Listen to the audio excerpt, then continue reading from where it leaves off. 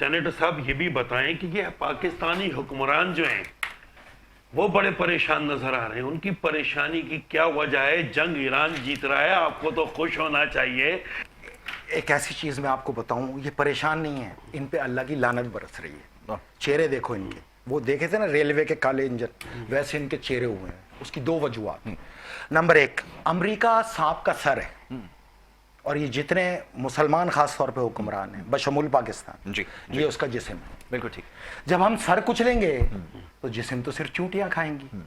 تو جس دن امریکہ ختم ہوگا یہ آٹومیٹک غروب ہو جائیں گے, کیونکہ سی آئی اے کے پیرول پہ موجود نوکر ہیں. یہ وہاں سے جو حکم آتا ہے اس کو پاکستان میں عمل درآمد کرتے ہیں. ان پہ یہ ڈیوٹی ہے کہ آئی ایم ایف اور امریکہ کے اثر سے باہر نہیں نکلنے دینا. تو جس دن سانپ کا سر کچلا جائے گا, یہ ان کا جو جسم ہے یہ چونٹیاں کھائیں گی, اور چونٹیاں ہیں 24 کروڑ پاکستانی عوام, جس کو لوٹ لوٹ کے انہوں نے یہاں پر بیڑا غرق کر دیا. پاکستان کے ان کے میلاد میں گھس کے عوام ان کو لوٹ لوٹ کے مارے گی.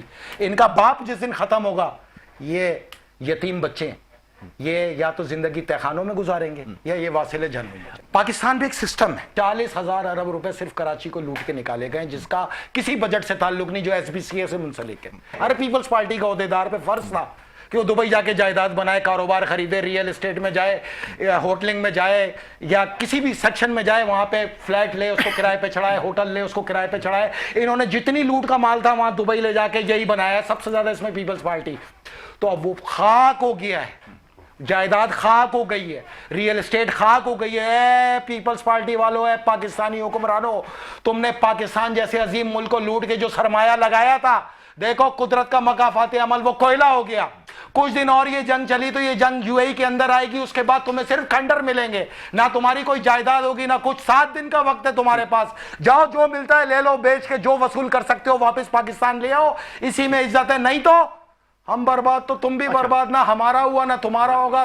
تم نے ہمارا نہیں ہونے دیا, اللہ نے تمہارا نہیں ہونے دیا. باقی جو تمہارے پاس بچی ہوئی رقم ہے اس پاکستان میں, تمہارے گھروں میں گھس کے تمہارے حلق میں ہاتھ ڈال کے نکالیں گے.